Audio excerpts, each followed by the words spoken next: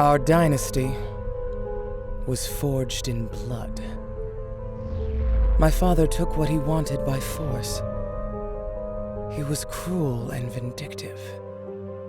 Not a good man, but a great man. Infamous, hated, feared. Now he is dead. And they look to me to rule.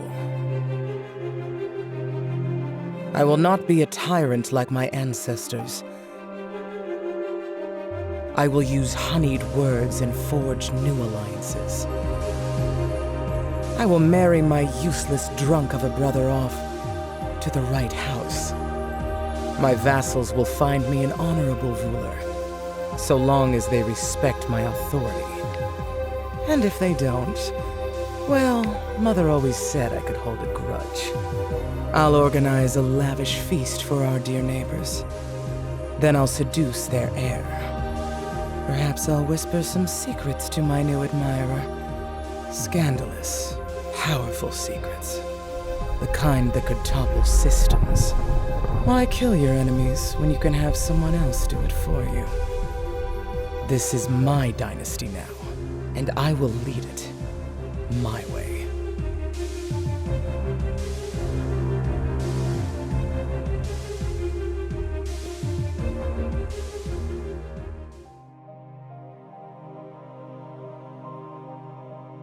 Dynasties is a procedural narrative strategy game. It's set in a regressive future after the destruction of Earth. It mixes this lightweight empire management strategy layer with an emergent narrative of human drama and feudal politics. In the 22nd century, humanity has started colonizing the galaxy. We've built mining installations, we've built shipyards outside of our solar system, refueling stations for further exploration, so we're just starting to colonize space. Then disaster strikes, and Earth is destroyed, and all these colonies are trying to survive without the lifeline of resources from Earth. There's a period of lawlessness and war. They're trying to survive. Their biggest enemy turns out to be each other. All political, economic, and technological progress is effectively lost. It's a few hundred years later, and the survivors have stabilized in a kind of simple feudal society. The core of the game is its characters. Dynasties procedurally generates hundreds of characters, the nobility of this universe. And characters are grouped into political houses. The houses carved up the colonies between them. And the more powerful houses dominate the other houses on their colonies. Some of the most powerful houses dominate the colonies around them as well. Those are the leading houses that form factions in regions of space. And you as the player are the leader of one of these factions. Some leaders are so powerful that they group together multiple factions under their dominion to form leagues. Dynasties is a turn-based strategy game. Each turn is 6 months of real time. You've got action points, because that represents the fact that you're one character and you've got limited time and attention that you can spend within those 6 months. In your turn, you've got a variety of personal and political actions that you can take, and then after you take those actions, the hundreds of characters that make up the rest of the game, they take their turn. And you get to see the important slice of that. That's what generates the emergent narrative of the story, of your story. The core of Dynasties is its character simulation. Characters are modeled in quite a lot of detail. They've got personality, they've got emotions, opinions, they empathize with each other. So most of the game is about managing the characters, either in your political house directly or managing your political relationship with them. They've got their own agendas, they're trying to achieve their own aims. A character in your house might ask for a promotion, and if you refuse that, that could come back to haunt you. They might discover something that you'd rather keep hidden and blackmail you to keep it hidden. Or a ruler in your faction, they could come to you asking you for justice against what some other ruler has done to them, and you're gonna have a challenge in your hand. What do you do to keep the peace? Maybe you actually do prefer the relationship you've got with the other ruler. So these are the kind of decisions that you'll be making as a player. You start the game as the leader of a faction. You're going to be focused on making sure that you've got a stable future for your dynasty, your heirs and children, they're married off. You might look around you to see whether you can start acquiring some territory and to make sure that your relationships with your neighbors are solid. You'll grow old, and at some point you'll die, maybe through old age, maybe through foul play. And your heir will take over your empire. As the player, you'll take over as the heir of that empire. But it's not necessarily going to be a smooth transition. You'll keep your empire, but your new heir is going to have to build their own relationship with these characters, with their vassals, with the peers around them. But also, they could just not be a very nice person. And now you've got a different set of challenges that you have to tackle as this new character. I've been a lifelong player of strategy games, particularly empire management strategy games like Civilization. But there's something a little bit unrealistic about those games, because if you think of kings and queens of the past, their concerns would have been a lot more personal. How many kings have been brought low because of the love of a woman or because of some indiscretion in their lives? So the experience of being a king and queen would not have focused primarily on resource management or troop movement across a map. Most of their daily life would have been about the relationships they had with the key power brokers of their kingdom or empire. And that's what I'm trying to capture in Star Dynasties. Star Dynasties will appeal to players of empire management strategy games, but it's also going to appeal to players who like narratives of human drama and feudal politics, like the soap opera of kings and queens of Game of Thrones.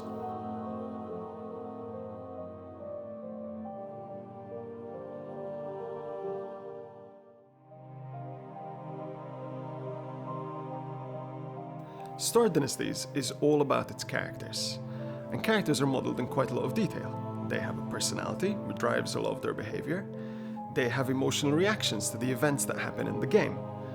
And those emotional reactions are also shaded by their personality. So, for example, a coward will react more strongly to someone taking an aggressive or a military action against them. And conversely, a brave character is going to shrug it off, is not going to care so much. They'll also form opinions on the basis of those emotions. So again, if I were to take an aggressive action against someone, they're going to like me less. Or if I help them out, they're going to like me more. But on top of that, they also empathize with each other. So if you do something nice to my child, my heir, I'm going to like you more, and vice versa. So that acts as the fundamental building block of politics. It's not just who you move against or who you help, but what their political relationships are like. As a consequence of the way emotions are modeled in Star Dynasties, it's quite possible for your character to have inner conflict about a decision or a series of events. For example, you might have a strong relationship with another leader. Maybe they might even be related to you, and you might care for them quite deeply. But at some point in the game, you might realize that they are your best shot for acquiring more territory, so you move against them. And your character will be pleased and happy at the success from having acquired more territory, but they'll also feel unhappiness and shame from having moved against someone that they actually like. The game simulates about 2,000 characters, and these are the nobility of the universe. The game models about 100 colonies on the world map, and each colony has its ruling family, its ruling house, and the game also simulates some of the key nobility on each colony. If you grow sick as the player character, you're typically removed from command for a while and you're replaced by a regent, and your viewpoint will change to be that regent. And if you do die, then your heir will inherit, and then your viewpoint changes to that heir. If you get better, you'll continue playing through the rest of your natural lifespan. As children are growing up, they will adopt the personality traits of their parents, or perhaps of some key influential characters in their life. Obviously, if both their parents share some personality trait, they're much likelier to have that trait. In Star Dynasties, the personal is political. So marriage is the key element of building political alliances. So you'll find the marriages for your heirs and for your children as a way of building relationships with other leaders in the game. And of course, those characters will try to find love, sometimes in their marriage, but sometimes outside of their marriage. And that's frowned upon, because that will threaten to disrupt the stability of the alliances you've tried to build with those marriages. Your character can also fall in love with other characters that they particularly like, or to which they form an attraction because they've done something particularly impressive, maybe just won a particularly dangerous fight. As a consequence of falling in love, your character will become quite distracted. So you're motivated as a player to pursue that love, and that will also expose you to some risks. It's going to create a secret that could come back to haunt you in future.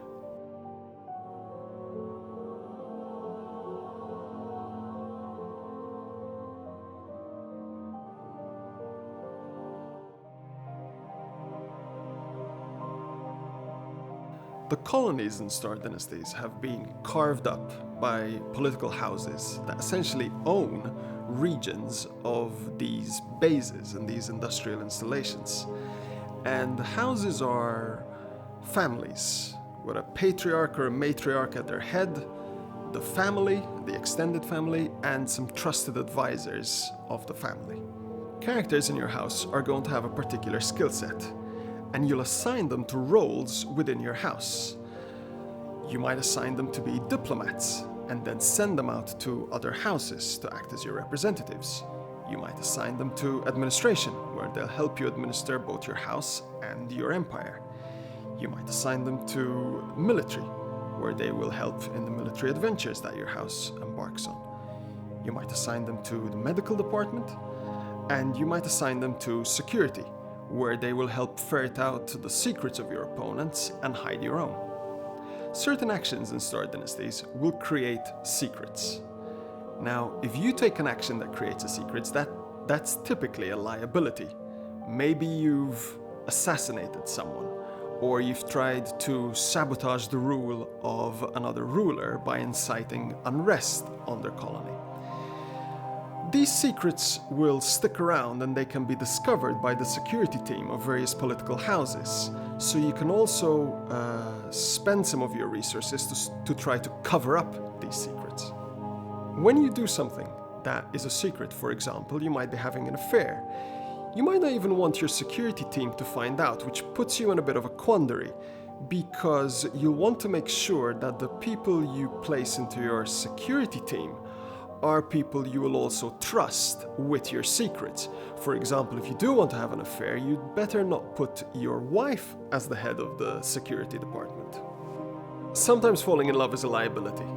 If your character falls in love with the wrong person and you're in a particularly precarious political position, then you're not going to feel like you can pursue that without risking creating some big political drama. Because if that comes out, it's going to reduce your standing with your peers, with your vassals. When you're loved, that's fine. It'll be an indiscretion that people will forget. But if you're going through a period of turmoil, that could be the straw that tips you into rebellion. On the flip side, if your character is in a happy marriage or is in a rewarding relationship, they're also going to be happier for it. Happiness is important in the game. You want your character to be happy, because as a result of that, other characters will like your character more. Your character will also be more engaged. They'll grow more quickly in experience, and more things will go in their favor. Conversely, if they're particularly unhappy, they could get depressed, and that will have a detrimental effect on all they do. Another thing your security team will help you out with is against foul play. Characters can be murdered in the game. You could be murdered by someone in your own house who's got a grudge against you, or by assassins sent by other houses. Even an ambassador that has been sent by another house could be used as a tool by that political house to try to get to you personally. A secret can bring down an empire. For example, if you know that one of the leaders in a neighboring faction is having an affair with the wife of one of their rulers. If that secret comes out, that ruler could rebel. And rebelling, they could take other rulers with them, splitting that leader's faction. So just by revealing that secret, you could destroy that empire without ever declaring war.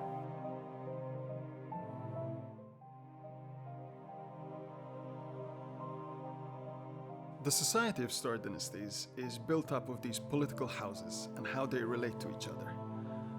There's the noble houses, which will own a section of a colony, and then there's the ruling houses, which are the most dominant houses in a colony. Some of these ruling houses are so powerful that they will dominate the houses of multiple colonies. These are the leading houses. And some of them are the great houses that will dominate multiple factions across a wide region of space. The actions that characters take in Star Dynasties can also have a moral dimension. So at a simple level, if a character does something bad, everyone's going to think less of them, and vice versa. If they do something noble, they're going to become more popular. If you go to war, everyone's going to think that you're aggressive and that you're not an upstanding member of society. But it's a bit more complex than that, because the same action is going to be perceived differently in different situations. For example, if I go to war, then that's a bad act. But if I go to war against a leader who happens to be my kin, my cousin or my brother, that's going to come across as even more of a heinous act. But further than that, when you do commit an immoral act, a crime, the game will remember that, and the public will then excuse someone who tries to take vengeance for that act. For example, if someone murders your heir, that's obviously a heinous crime.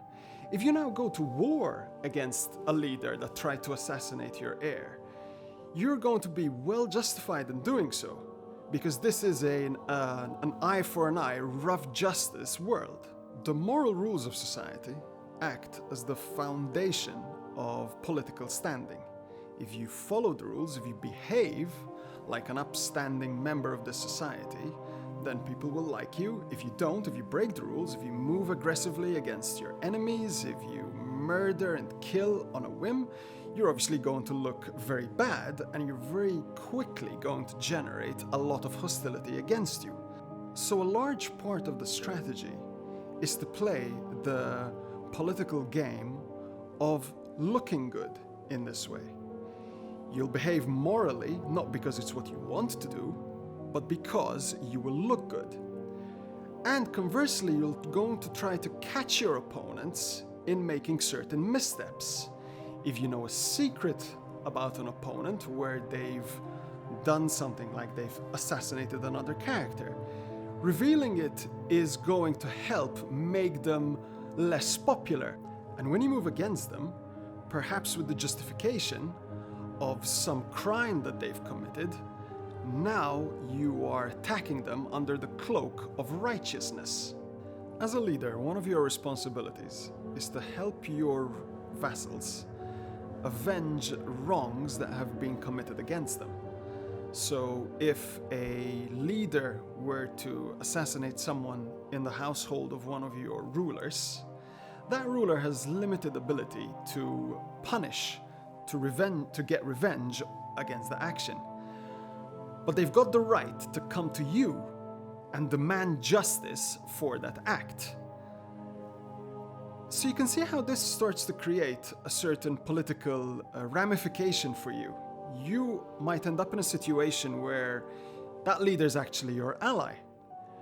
But if you want to be seen as a leader that cares about justice, you're now stuck on the horns of a dilemma.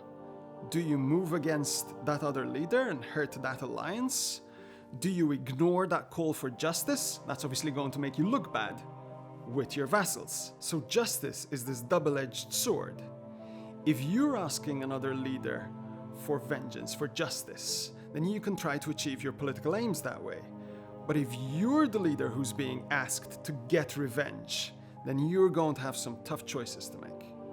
At the start of the game, as the leader of a relatively small faction, your focus is on how to acquire more territory. whether that's by waging war on your neighbors or taking advantage of their missteps in some way.